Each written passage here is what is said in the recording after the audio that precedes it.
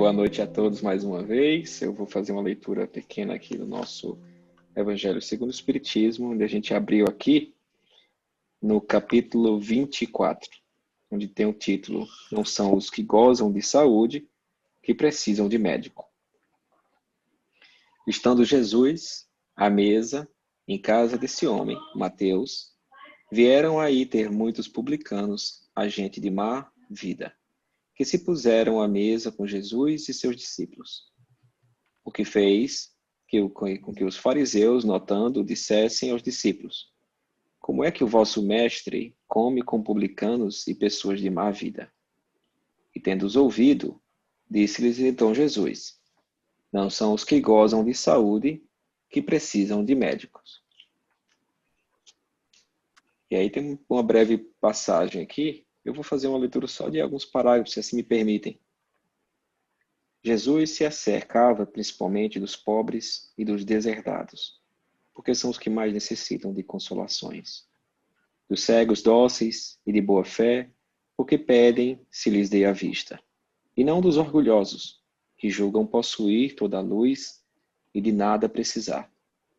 Essas palavras, como tantas outras, encontram no Espiritismo a aplicação que lhes cabe. Há quem se admire de que por vezes a mediunidade seja concedida a pessoas indignas, capazes de a usarem mal. Parece, dizem, que tão preciosa faculdade devera ser atributo exclusivo dos de maior merecimento. Digamos, antes de tudo, que a mediunidade é inerente a uma disposição orgânica, de que qualquer homem pode ser dotado, como da de ver, de ouvir, de falar. Ora, nenhum há de que o homem, por efeito do seu livre-arbítrio, não possa abusar. E se Deus não houvesse concedido, por exemplo, a palavra senão aos incapazes de proferirem coisas más, maior seria o número dos mudos do que dos que falam. Deus outorgou faculdades ao homem e lhe dá a liberdade de usá-las, mas não deixa de punir o que delas abusa. Esse capítulo é interessante, né? Porque fala muito do que a gente está relatando no estudo de hoje. E ele segue. Eu convido a todos a poder ler essa passagem, que é belíssima. E com isso eu deixo aqui para que a gente possa fazer, então, a nossa prece inicial, iniciar nossos estudos de hoje.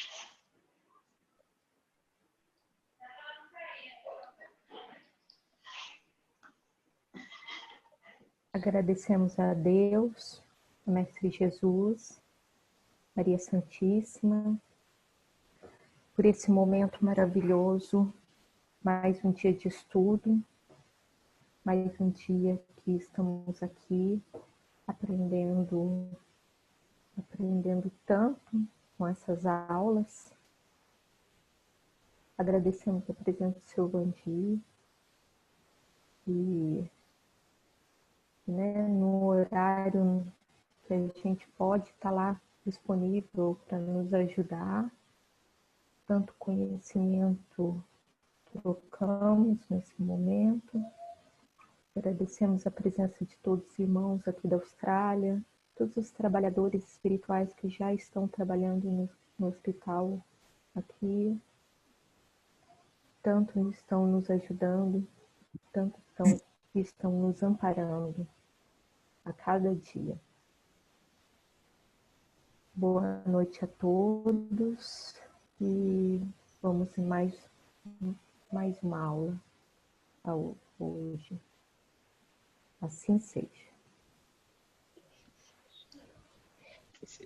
Obrigado, querida Tati. Meus irmãos, então, hoje é o nosso estudo, né? Aula 33.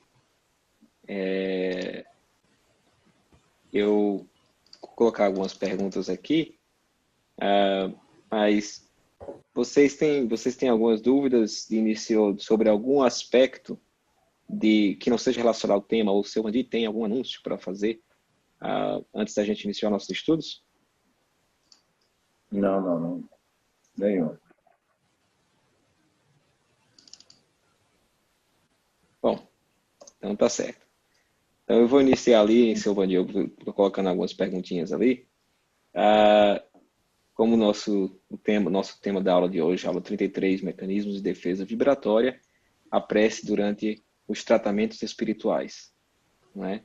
Eu vou botar, então, a perguntinha ali, logo no começo. Como é que se identifica o ciclo de vibração positiva de um trabalhador antes de adentrar os trabalhos de auxílio? Nós temos aqui a preparação antes de entrar na sala principal, que é justamente a sala das comunicações espirituais. Esses médios não podem chegar e diretamente para essa sala. Existe uma sala específica que eles vão fazer a leitura do Evangelho, eles vão fazer a prece deles, e após isso o passista vai fazer a absorção para saber quem é que está bem e quem é que não está bem. E às vezes os médios até sinceros falam, olha, eu cheguei, eu não estou bem, e a gente aplica o passe nele, se for o caso de fazer uma evocação, se faz, e ele é encaminhado para casa. Ele não pode entrar nessa sala mediúnica com problemas externos, porque problemas externos que a gente fala são entidades que não estavam programadas para se comunicar. Então, dentro de uma reunião mediúnica, existe uma programação. E, às vezes, os médios, acredito que por falta de conhecimento prático, não é nem teórico, é prático, alguns dizem assim, né? Estou saindo de casa agora e os espíritos que quiserem ir para a mediúnica podem vir comigo. Então, não é assim, né? E esse convite que muitas vezes foram feitos, incentivados pelo movimento espírita, isso foi um erro muito grande. Porque nós chamamos aí as equipes superiores de desorganizados. E a gente sabe que as equipes superiores sabem quais são os espíritos que devem se comunicar e já tem uma lista dessa comunicação. E os médios colocou isso na cabeça, em termos de querer fazer a caridade, e chamavam um batalhão de entidades para se comunicar. Quando esses espíritos chegavam, eles eram impedidos, não podiam.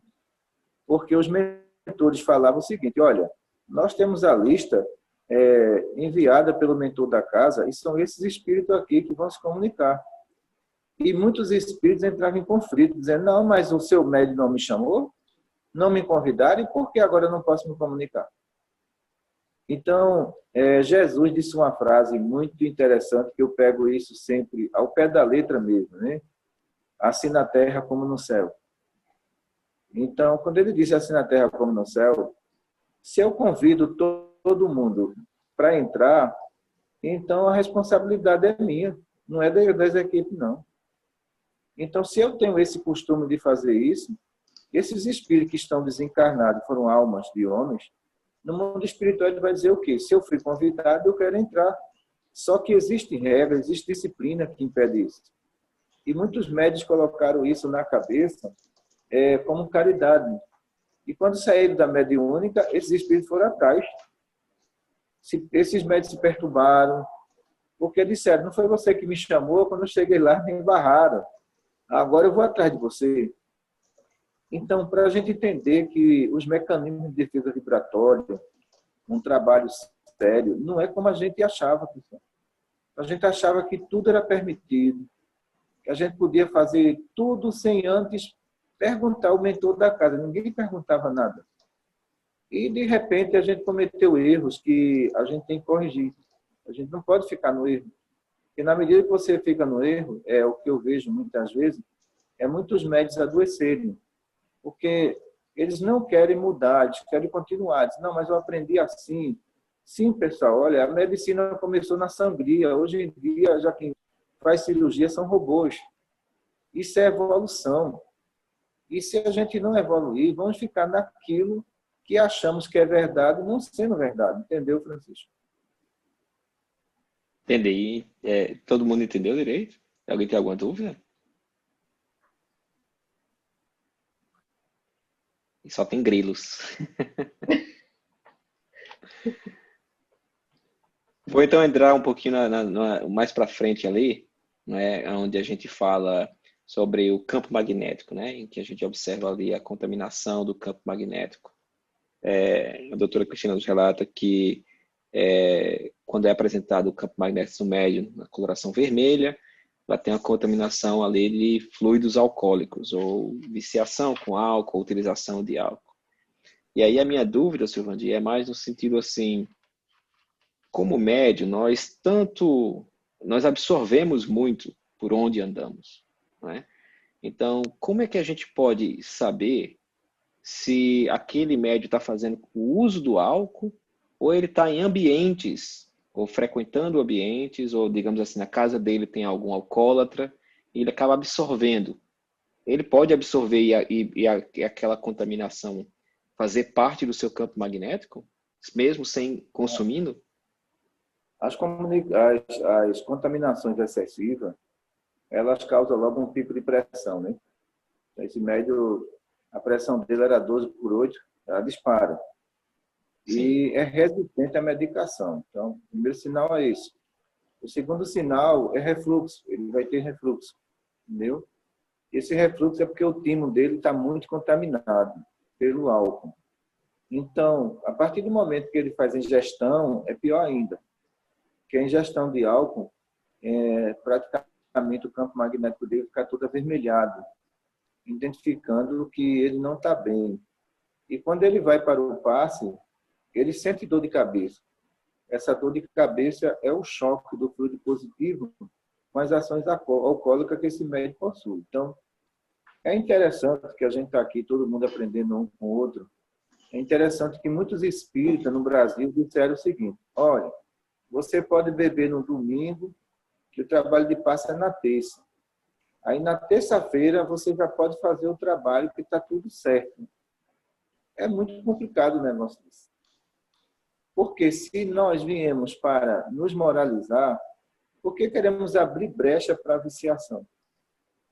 Então, será que é isso mesmo a proposta do Evangelho? A gente ser tão flexível ao ponto de dizer assim, olha, eu não deixei os costumes do mundo, mas eu sou passista.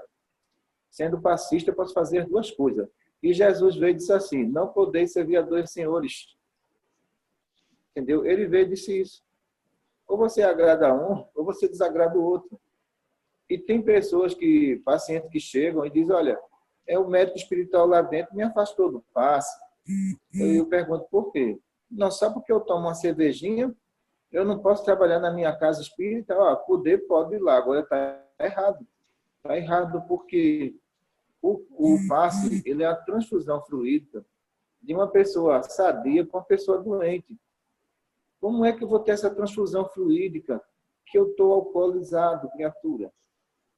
Então, praticamente o passe é isso. Você está aplicando o passe, você tem um campo magnético positivo, ou do paciente negativo. O seu faz isso. O seu vai limpando o campo dele. E na medida que o seu vai limpando, ele vai melhorando. Mas você não vai se contaminar porque você está preparado para aquele trabalho. E, de repente, a gente via pessoas com dor de cabeça, mal-estar, insônia, depressão. Vai para o trabalho de passe que a cura está lá. Pelo amor de Deus, como é que pode? Então, eu acho que as pessoas elas deveriam questionar mais esses pontos de vista. E muita gente não questionou. As pessoas começaram a ficar caladas, porque ciência é questionamento. O espiritismo é a ciência do questionamento. Entendeu? Então, se o espiritismo não for a ciência do questionamento, vai ser a ciência, praticamente, dizer assim, dos acordos de inferioridades humanas. E não pode. E isso acarretou, né, em muitas perdas de médios doentes, médios obsediados, médios mistificando, porque eu praticamente, há 15 anos atrás, eu tive a oportunidade de conhecer um médium que ele bebia e ele dizia que era vidente. Esse médium não é vidente. E ele ia para a tribuna, dizia lá na tribuna, olha, pessoal, eu estou vendo um monte de espíritos sem cabeça, degolado, dizendo, meu Deus, eu não estava vendo nada, ele está enganando esse povo. Então, aí as pessoas, elas não questionam, elas vão pelo que Kardec fala no livro dos médios, o maravilhoso sobrenatural, que isso é um perigo. Então, ia pelo maravilhoso sobrenatural. Todo mundo acreditava que esse homem era evidente. E, de repente, esse homem deixou o espiritismo e foi ser alcoólatra. Então, ele era espírita, ele nunca foi. Então, por isso que nós temos essa responsabilidade de questionar mesmo, porque eu questiono os espíritos. Então, se ele vem com a metodologia, eu digo, olha, peraí, vamos conversar, a gente vai conversar, eu posso fazer pergunta? Pode. Nenhum espírito superior se nega a responder nada. Se as perguntas for sérias, isso é até falado também no livro dos médiuns, se as perguntas for sérias, eles não se negam. E porque nós tivemos a vida inteira medo de perguntar aos grandes espíritas algumas colocações que eles faziam e fazem que não são verdadeiras? A gente tivemos medo e achamos que deveríamos aceitar tudo e terminamos aceitando tudo, e a doutrina espírita ela desandou no Brasil. Desandou por completo. Então, vocês estão na Austrália, se você hoje entrar em qualquer site de Federação Espírita no Brasil, você encontra mais crítica do que elogio. Então, essa pandemia, ela mostrou cada religião o seu princípio. E o espiritismo e os espíritas, na pandemia, eles se esconderam. Eles não socorreram, eles não consolaram, nada disso. Os hospitais espirituais ficou na linha de frente, a gente fez o que pôde, entendeu? Trouxemos psicóloga. Então, nós ficamos aqui praticamente, às vezes, 24 horas, dormimos aqui. Hoje, os pacientes, todos eles estão retornando. E alguns vêm de outro estado para fazer consulta, porque as federações de outro estado fecharam, e estão fechadas, pessoal. E onde está a nossa caridade? Na hora de uma calamidade mundial, onde está a nossa caridade? Será que o Cristo abandonou o leproso? Então, meu sangue, Francisco, ele tem cristianismo. Meu sangue é isso. Ele tem cristianismo. Porque Jesus não abandonou nenhum leproso. Ele abraçava, ele acolhia. E, de repente, nós, que propagamos tanta beleza em termos de teoria, a gente deixou os pacientes sucumbir dentro de casa, com depressão, com tudo.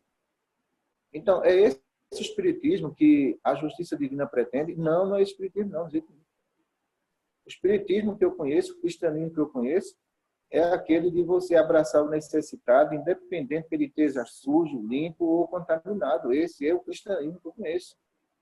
Então, nós falhamos em muita coisa, e muita gente aqui no Brasil não quer admitir isso. Não quer admitir de jeito nenhum. Se não quer admitir, as portas vão continuar fechadas. Mas quem é que vai enxugar essas lágrimas, pessoal?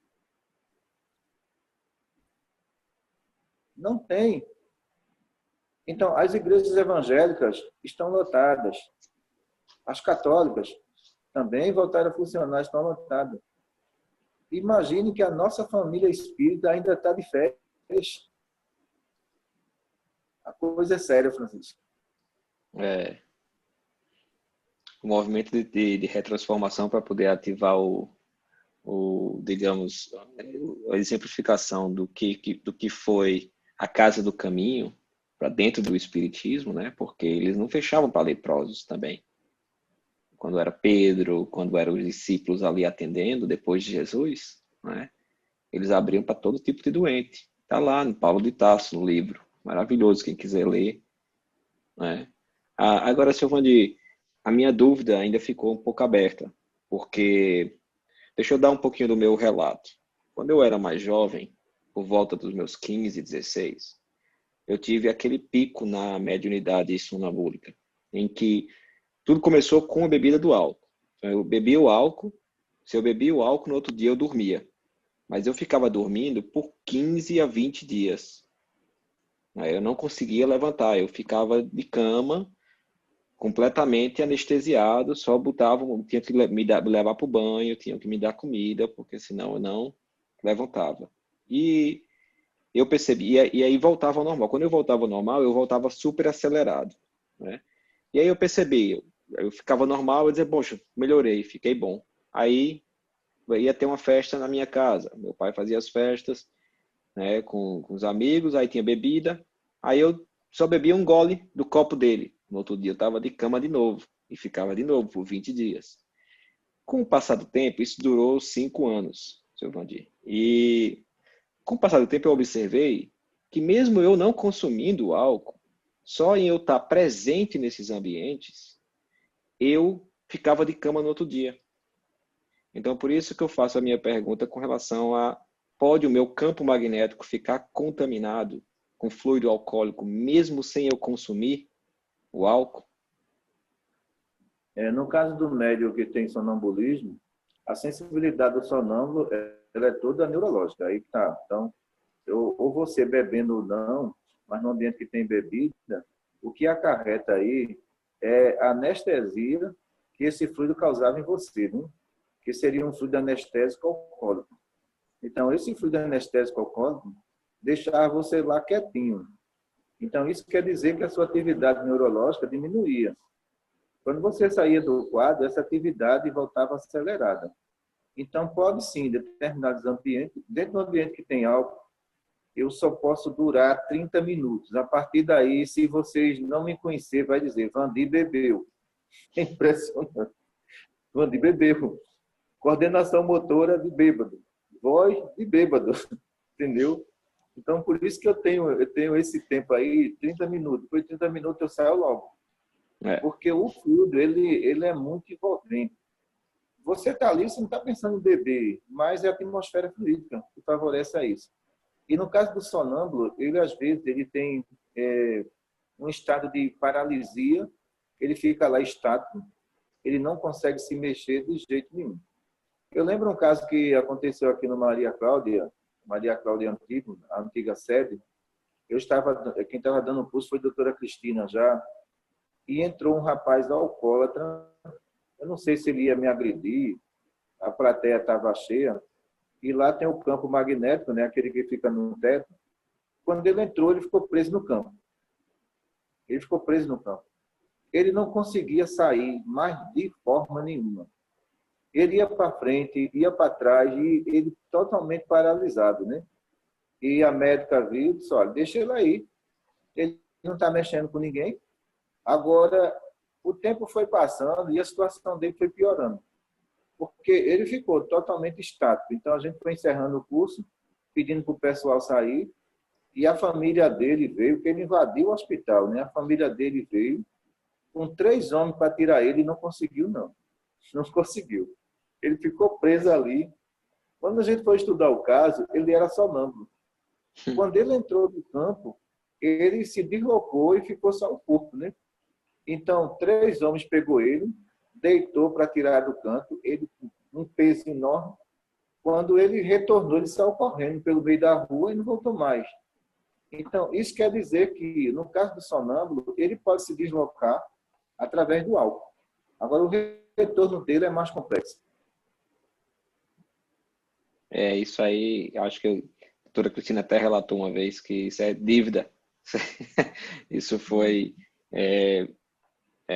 possivelmente uma reencarnação que eu tive, que eu era alcoólatra. Então, por conta disso, tinha essa reação.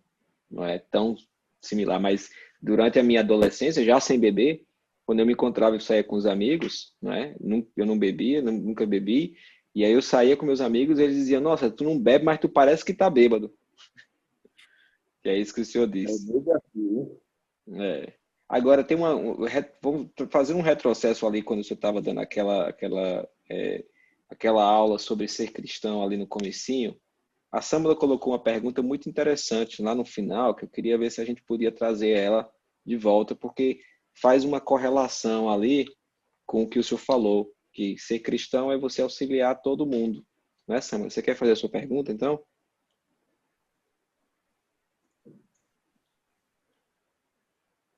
Você está em mute ainda. Aí.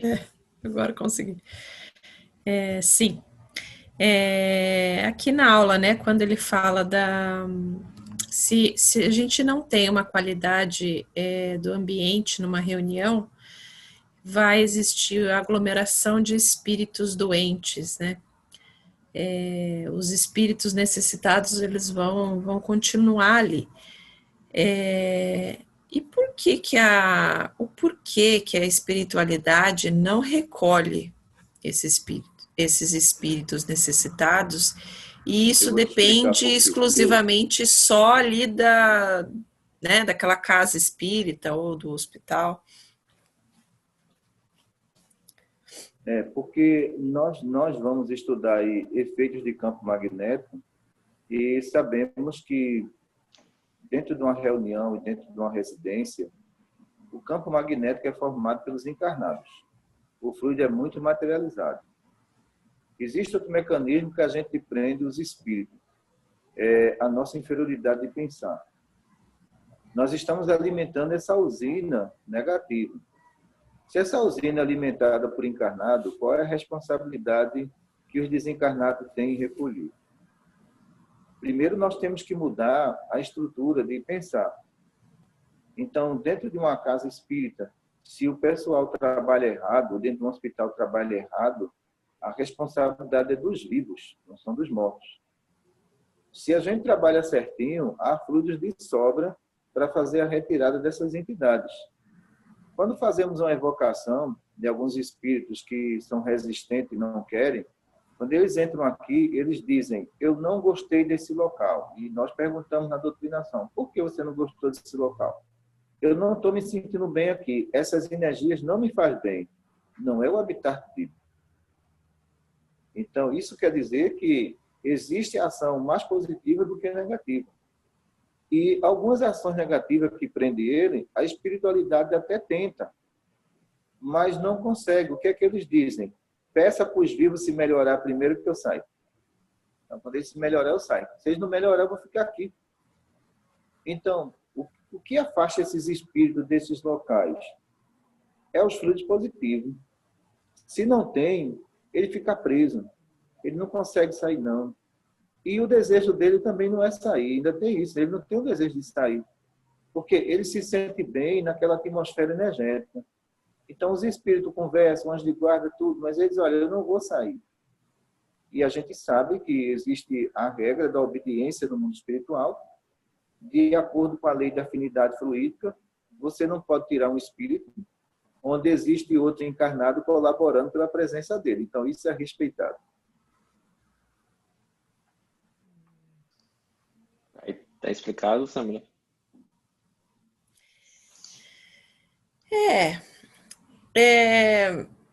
Mas, por exemplo, assim, a hora que a gente abriu o hospital, né, a gente ainda é somos um grupo pequeno, né, e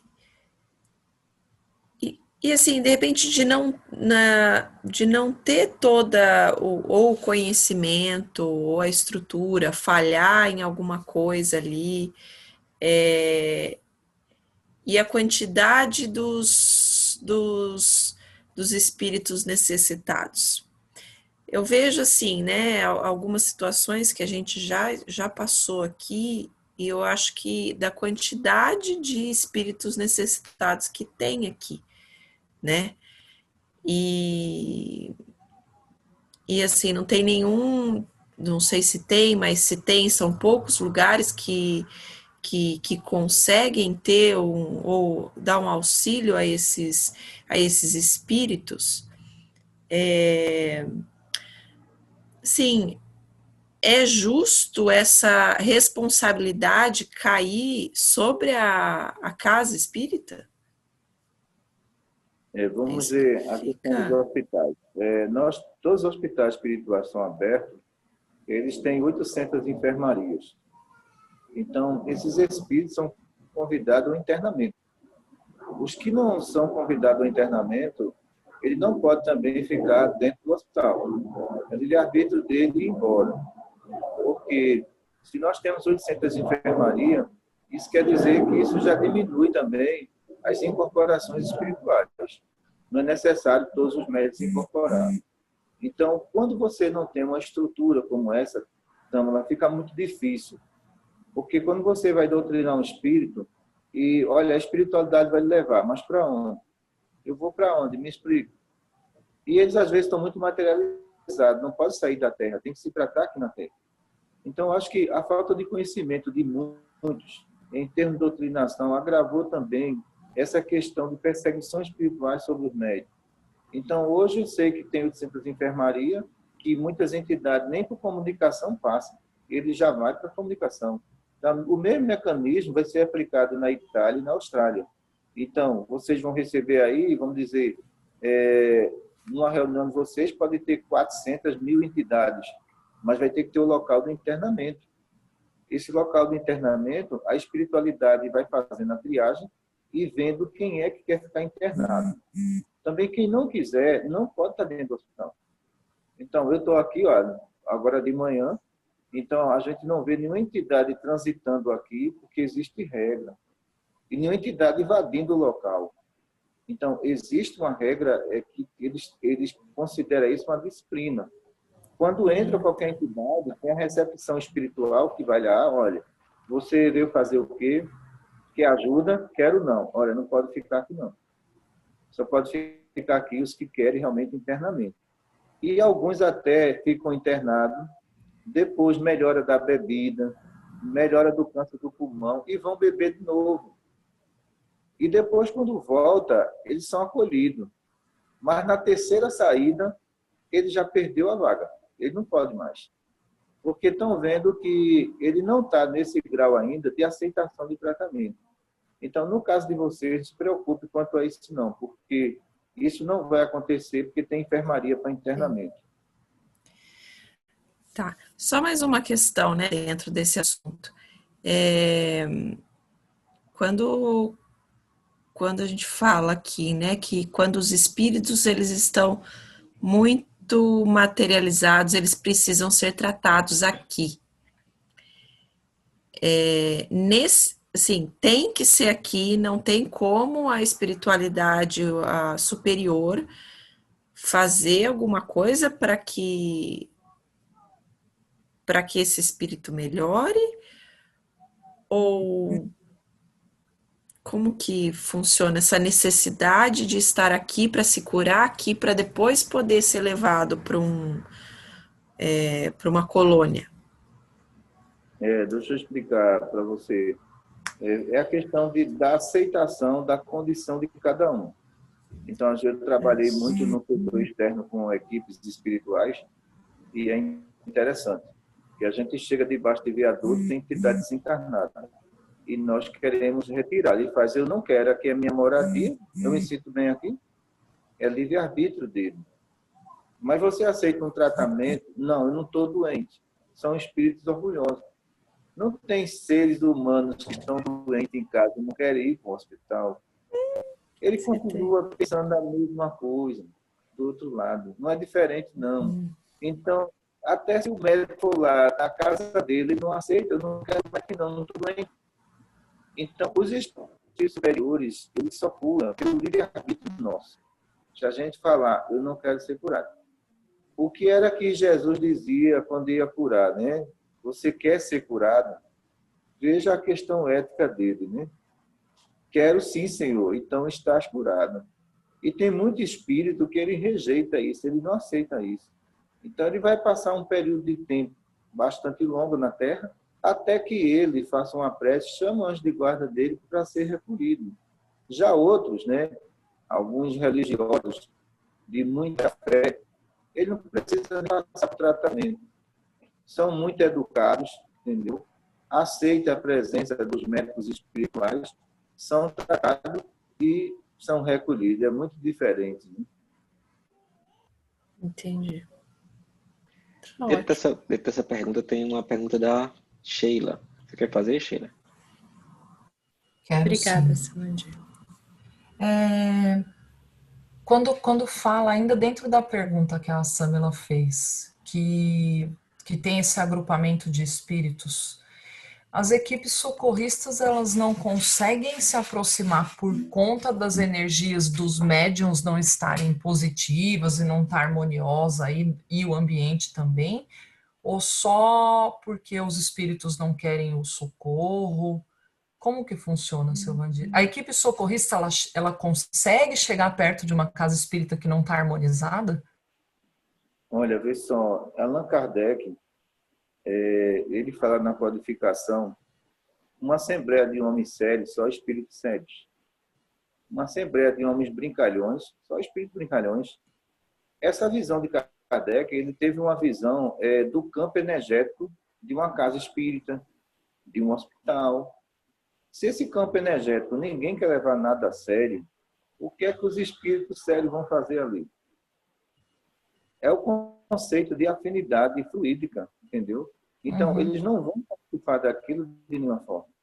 E as pessoas insistem em falar, olha, porque aqui está o mentor.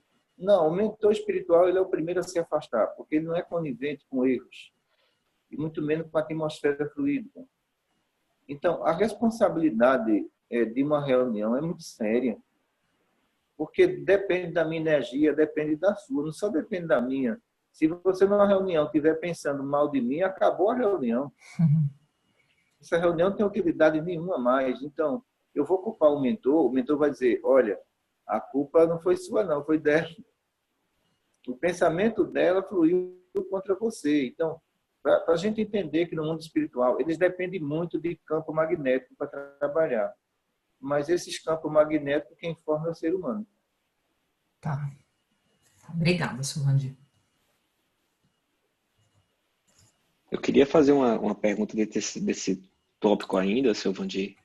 Dentro dos trabalhos mediúnicos, a gente vê, às vezes, trabalhadores que ainda fazem uso do álcool, ou fizeram uso do álcool porque era, digamos assim, festa do final de ano novo. Aí disseram, olha, eu fiz uso do álcool, posso ficar só aqui na vibração, não é?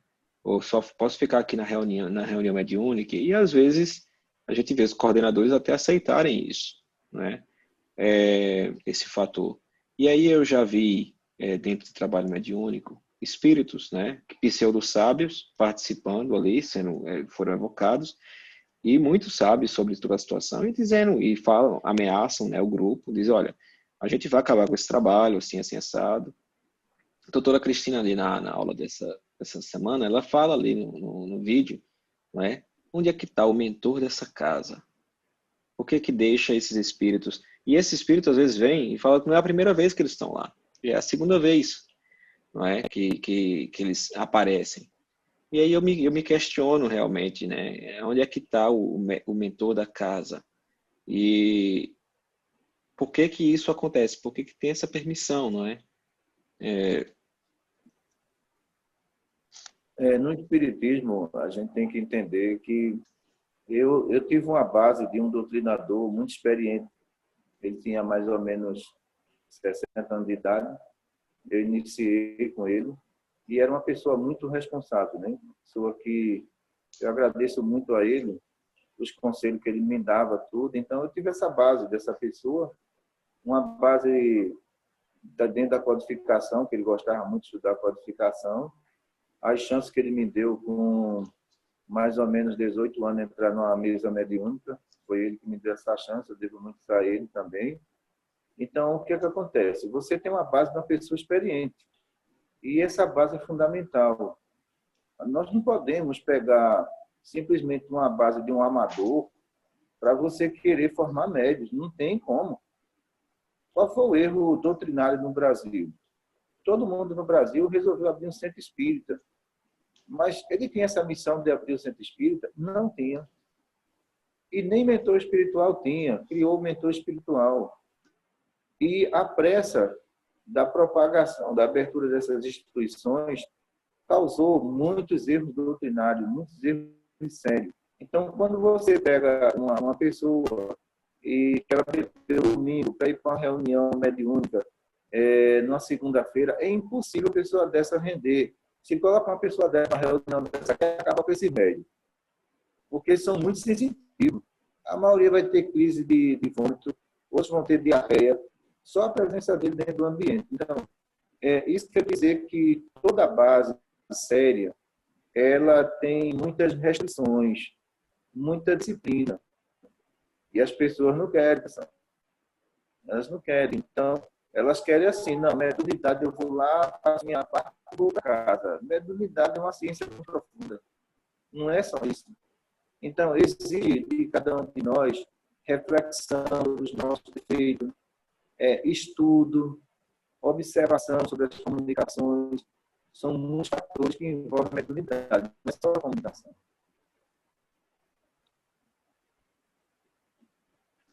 Exatamente. Obrigado, Silvandir. Eu tenho mais uma dúvida, mas aí é mais voltando para o lado, quando o senhor falou ali da disciplina, da higienização. No caso, seria da higienização, aliás, quando o senhor falou do trabalho dentro do hospital, que é como se fosse uma UTI, não é? E ali a doutora Cristina nos diz que a higiene espiritual é mais importante do que a higiene física desse trabalho. E aí eu fiquei me questionando se existe algum modelo de como você realiza a higiene espiritual. O hospital espiritual tem alguma recomendação? Porque eu já ouvi de grupos de trabalhadores, né, que realizam trabalhos indo para zonas do umbral. Eu já vi eles relatando de que o grupo tem a solicitação para o grupo não assistir televisão, não assistir noticiário, não assistir novela, não é? Para poder evitar essas vibrações, essa conexão com essas vibrações. E aí eu me pergunto, será que o hospital espiritual tem alguma recomendação a respeito de como realizar essa higienização espiritual? Eu fiz essa pergunta mais ou menos há 15 anos atrás, a mentora, Dona Maria Cláudia Martins. Eu perguntei a ela: Dona Maria Cláudia, eu devo me preparar no dia da reunião? Ela respondeu: todos os dias. Eu disse: agora eu entendi. Então, todos os dias você tem que estar preparado. Eu não sei qual dia que eu vou precisar de você. E, às vezes, essa restrição é só no dia, né? E depois do dia está tudo liberado. Então, se você está assistindo um programa que ele vai transmitir conhecimento para você, eu não vejo nenhum problema nisso. Não vejo nenhuma restrição nisso. Como também a gente não vê nenhuma restrição no médico comer carne. Eu não vejo nenhuma restrição nisso. O médico que tem apetite para comer carne, coma carne. Porque o que vai atrapalhar a reunião é o mecanismo do pensamento. Esse aí os espíritos vão utilizar. Se esse mecanismo estiver muito perturbado, vai perturbar o ambiente. Então, criaram várias normas antes da reunião. Essas normas, elas foram aplicadas lá fora. Mas dentro das reuniões, isso não foram aplicado. Então, dentro das reuniões, deixaram muita coisa passar. Mas essas restrições no hospital, a respeito da carne, né? Se você quer ir para o cinema e é um bom filme, vá para o cinema, não tem nenhum problema. Entendeu? Então, a gente não coloca essa restrição, porque o médico que é evangelizado, ele é evangelizado. Então, ele sabe do compromisso dele, ele sabe do limite dele, né?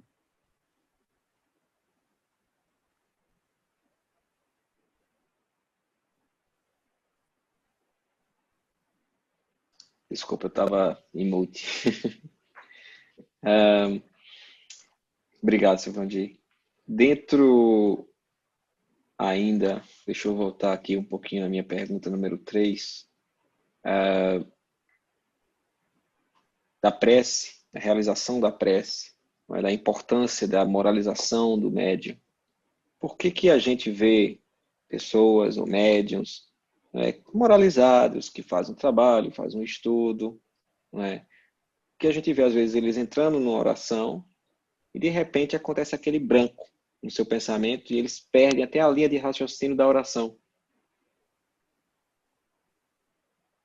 É interessante. Eu acredito que se você mantém um estado vibratório, ele existe. Mas se você quer manter só naquela hora, ele se apaga. E muitas vezes aquele estado só existe naquele momento. Lá fora não é assim.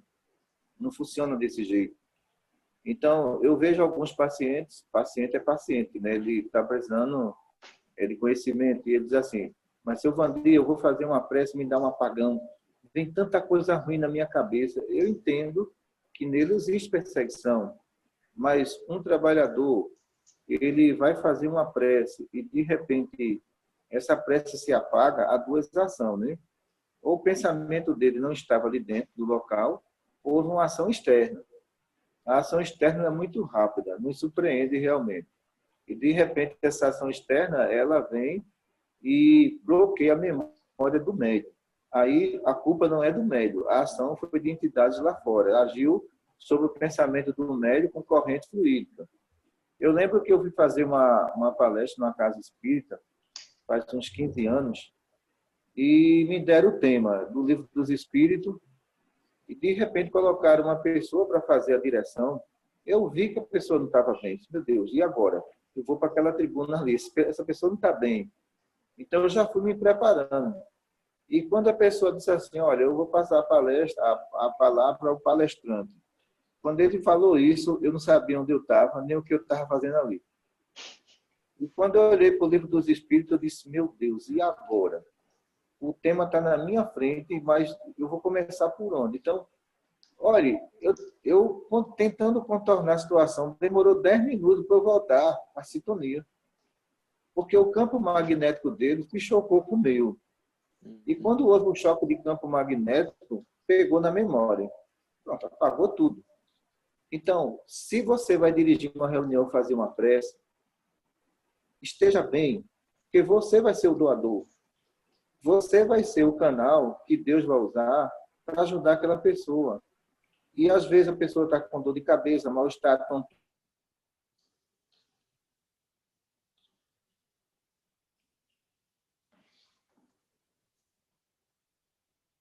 e ele vai espalhar. É melhor a pessoa fazer a prece individual do que levar ele para o meio de 100, 200 pessoas para ele fazer uma prece numa reunião pública, que é muito perigoso para o público. Pois é, muito obrigado, Silvandinho. E eu acho que isso liga bastante, viu? A questão da prece com a higienização espiritual. Isso me veio à memória, enquanto eu estava falando, a respeito das vibrações que a gente realiza todo dia, às 9h30.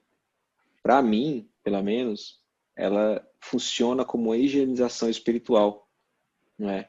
Uma forma também de me preparar, porque eu logo depois vou para a cama, para trabalhar no mundo espiritual, caso seja necessário, como o senhor mesmo disse ali, a mentora, como lhe falou, né? Eu não sei quando eu vou precisar de você.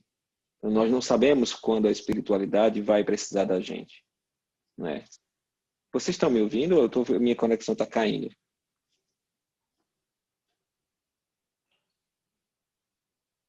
A internet é dele.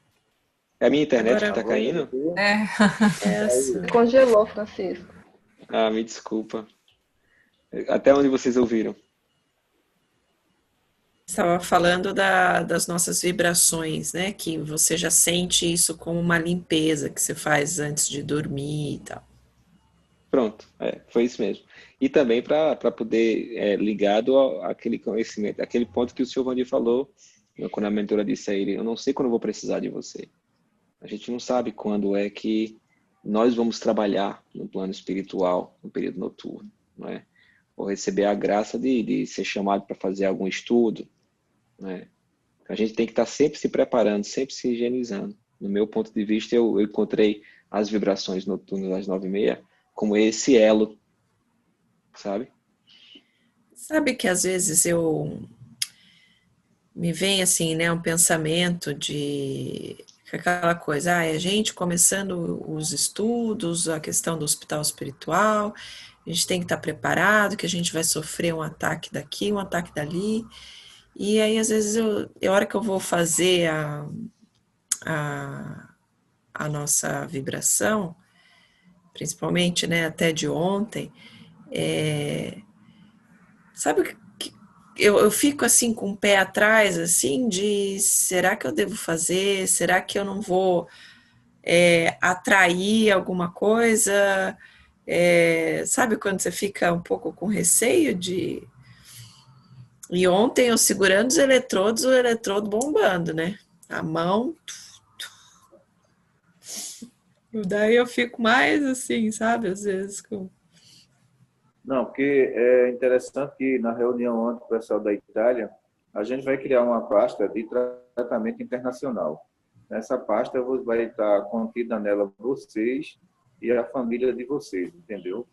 Aí, caso, né, vocês precisem, aí já tem aqui os dados, o diagnóstico, a gente caminha para o setor de evocação para fazer o atendimento. Esse suporte a gente vai ter que dar a vocês aí, porque vocês aí não vão ter médio de TAI, não ter médio de HE por enquanto, nem de CMHE. Aí isso vai ser feito por nós aqui, viu? A notícia boa é essa. Pode Já ficar pensou, seu tranquilo. Vandir, todo dia quase a gente mandando pro senhor, seu Vandir, ó, tá acontecendo isso, seu Vandir, olha que isso, seu Vandir, pelo amor de Deus, gente, me deixe em paz. Mas, de princípio, vocês vão precisar. Aí ela vai fazer esse atendimento aqui na quinta-feira. Então, a gente já vai amanhã conversar com a direção para formar essa parte de comunicação internacional, já para a gente agilizar o atendimento de vocês também, viu? A gente recebe o auxílio da espiritualidade, né? Mesmo sem essa pasta, vale relatar que, por exemplo, a Samla me falou, né, de um acontecimento com ela na segunda-feira. As vibrações de segunda-feira são voltadas aos trabalhadores. Eu fiz a vibração para ela. Durante o período noturno, eu me recordo me encontrando com alguma médica, né, e a médica me explicando. Só que eu não me recordo o que ela explicou. Isso aí não ficou guardado na memória, até porque eu acredito que não era para passar para ninguém. Era pra ter. Né? Mas nós recebemos esse auxílio. Agora, no sentido de evocação, realmente, seu Vandir, a gente vai precisar, com certeza. Vai precisar, tanto vocês como alguns tratamentos que pegaram aí meio complexos, aí vai ter que ser feito por aqui. Perfeito, perfeito. A gente tem mais 10 minutinhos, eu tenho ainda 2 perguntas e aí nasceu mais outras perguntas lá na frente. Tem uma da Cíntia, deixa eu ver aqui. A Cíntia não quer fazer, Não, se Vamos der lá. tempo, não tem problema. Se der tempo. que já ela deve ir já, né? Sim.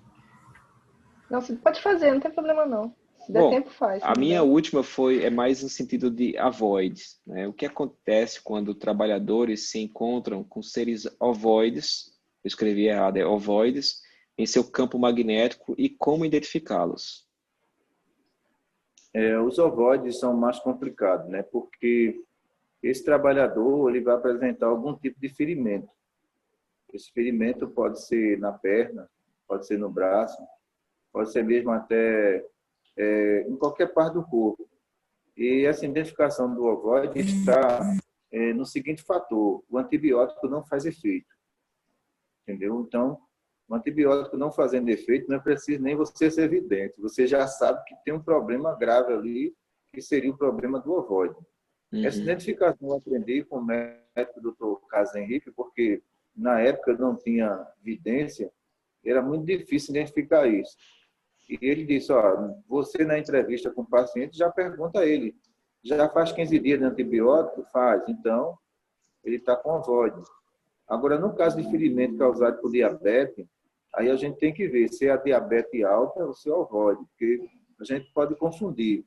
Se a diabetes do paciente estiver muito alta e abrir o ferimento, então aí não é ovoide, né? Então, aí é a diabetes dele. E o que acontece, Vandir, quando a gente vê evocações, né, de médiuns, em que logo após aquela evocação, ou durante a evocação, acontece uma verdadeira queimadura, não é? Na pele perispiritual do médium. Eu já vi isso acontecer no hospital, quando eu estive lá, em que a pele do médium simplesmente ficou toda vermelha, né? Como se fosse uma queimadura mesmo. As entidades alcoólicas, ela continua com a mesma substância. Então, quando essa média tem uma pelezinha muito clara e ele se aproxima, então ela fica toda avermelhada, indicando que aquilo ali é o fluido alcoólico dele, né? Que passou para a parte dérmica dela. Depois de alguns minutos, aquilo desaparece. Agora, se essa média ela é sensitiva, ela entra no local que tem bebida, ela fica do mesmo jeito, né? Aquela pele dela fica totalmente vermelha, né? Só por via das dúvidas, seu Vandir, existe algum trabalho dentro dos hospitais que é permitido, digamos assim, que não seja trabalho mediúnico, né? Mas algum outro trabalho que é permitido que o trabalhador ainda faça consumo de álcool? Que ele faça consumo? Digamos assim, pessoas que tomam o álcool socialmente, né? Mas eles não querem fazer trabalho, não querem fazer parte da mesa mediúnica, mas eles ainda fazem esse consumo. Tem algum trabalho dentro do hospital que é permitido que eles possam fazer, não? Tem não, porque nós somos um campo magnético único, né? Então, o trabalhador ele tem que entender que ele não vai conseguir agradar 2 senhores. E nós temos aqui o quê? Nós temos 400 voluntários, mas esses 400 voluntários são bem selecionados, são pessoas que já entendem a responsabilidade deles. E se a gente vê também um trabalhador adoecendo muito, a gente pede para a mentora fazer um levantamento do que está acontecendo. Se a condição dele for moral, a gente vai tratar, mas a gente também não vai manter ele dentro de um setor. Ele vai ter que entrar em tratamento. Agora, o trabalhador fazer essas 2 funções, alguns podem pensar assim, olha, eu quero ser o zelador, mas eu quero continuar bebendo. A doutora Cristina não deixa. ela não deixa porque ela está abrindo uma brecha aí para que outros trabalhadores façam. E ainda tem a questão do exemplo, né? Porque ele estando aqui, de farda verde, o paciente vendo ele, e de repente encontra ele numa esquina bebendo, qual é o valor que esse trabalho vai ter? Né? Não vai ter valor nenhum. Então, o próprio paciente vai dizer, eu vou para ali me melhorar. Quem é dali não sai do canto, ele desiste, né? Sim. É uma questão assim bem polêmica com relação a isso. Eu já vi muitos hospitais, muitos centros espíritas, já vi palestrantes ilustres falando positivamente que você pode consumir o álcool. Então, como também já vi outros palestrantes dizendo, não, você é médio todos os dias do ano, né? Enfim. Porque o espiritismo que agrada a todos, ele não se propagou no Brasil. Ele não se propagou de jeito nenhum. Eu acredito que uma nova safra de espírita que está dentro dos hospitais, que tem a idade de 7 anos acima, essa nova já cresceu dentro da responsabilidade, de entendimento, entendeu? Mas o espiritismo que agrada a todos não foi o de Kardec. Porque o espiritismo de Kardec, ele teve uma visão moralista, não é isso? A gente vê que a visão dele é a visão moralista. E essa visão moralista ficou muito flexível. Todo mundo começou a fazer e trazer um monte de manias para dentro da doutrina e começaram a aceitar. E o resultado disso que o prejuízo foi muito grande, né? E colocaram no filme de Kardec ele tomando um vinhozinho dele, né? Aí eu ainda via. Mas eu vou vendo aí a influenciação como é, né? Entendeu? Porque quiseram adaptar o filme para os nossos costumes. Não. O costume de Kardec, ele pesquisou tudo, né? Para chegar onde ele chegou. Chico, eu não esqueço, a doutora Cristina falou que uma coisa para substituir a tacinha de vinho é para comer uma cebola. Afina o sangue, a cebola, afina o sangue, a uva. Falou assim, mas uma tacinha de vinho é bom para afinar o sangue, né? Ela falou, então pode substituir pela cebola. O milho verde também afina o sangue, né? Vamos lá, temos aí ainda mais umas perguntas. Cíntia, você quer fazer a sua, Cíntia?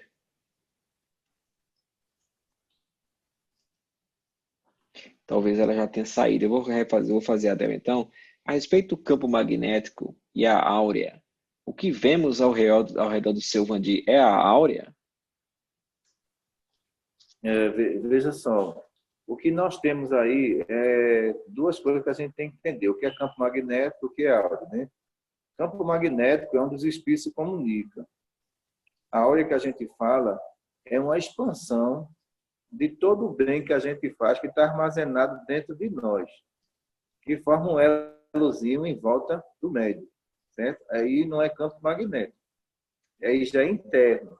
Campo magnético, a abertura dele vem do timo e do bulbo raquidiano, para a comunicação espiritual. Então, quando a pessoa observa alguém e vê alguma luminosidade naquela pessoa ali, não é o campo magnético de comunicação, é a expansão da aura. Então, quando o espírito desencarna, o que é que a gente vai observar? Que toda a expansão da áurea dele se estende, porque não existe o corpo mais para reter isso, entendeu? Agora ele está livre do corpo, então ele é uma forma energética positiva ou negativa. Mas campo magnético e áurea são duas coisas completamente diferentes.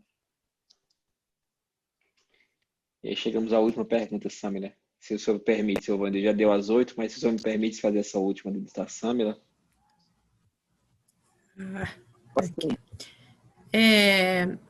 Se dentro da casa espírita, né, dentro aí do hospital, né, o senhor estava comentando que não é permitida a permanência de espíritos, que eles não querem ser tratados, não querem ajuda. Por que é permitido certos ataques de espíritos em trabalhadores? Isso está ligado apenas à vibração do médium? Está ligado à vibração do médium. Porque nós falamos uma história, nós falamos um ditado popular aqui que diz o seguinte: não briga dois quando um não quer. Então, se existe uma ação sobre o médium, a gente vai estudar essa ação, né? Então, somos muito cautelosos nisso. Se esse médium procurou o ataque ou se esse ataque procurou o médium. Então, se esse ataque procurou o médium, a gente vai evocar ele. Não vamos deixar vocês na mão, vamos evocar. Só, olha, qual o motivo? Esse médium não tem ligação nenhuma com você, lei de causa e efeito. Não, eu quero destruir o trabalho de vocês. Você nem vai destruir o trabalho, nem vai destruir o médium, que a justiça divina não permite. Ele é um trabalhador do Cristo, você não pode fazer isso. Então, a complicação, Samuel, é maior quando é lei de causa e efeito. É mais complicado, porque ele tem argumentação, né? Então, olha, eu não vim acabar com o seu trabalho, não, eu vim acabar com o Samuel. Aí é complicado, porque a gente vai dizer, mas o que foi que ela lhe fez? Então, ele vai narrar, diz, olha, agora a gente vai ter que partir para a negociação. Samuel não é mais aquela pessoa que você pensa. Ela mudou, então ela que vai ter que me provar agora. Mas, olha, eu não tenho nada a ver com o seu trabalho, não. Eu só quero ela. Então, veja, já mudou a história. Então, aí a gente vai ter que ter paciência. Às vezes, a gente vai ter que afastar você para o tratamento. Você vai ter que se afastar para fazer o tratamento. Porque se você fica exposta mediunicamente para ele, é mais fácil, entendeu? Que você vai estar mais sensível. E no tratamento reservado ali, você vai saindo daquele processo até ele se melhorar. Mas eu acho mais difícil a lei de causa e efeito, porque ele tem argumento, né?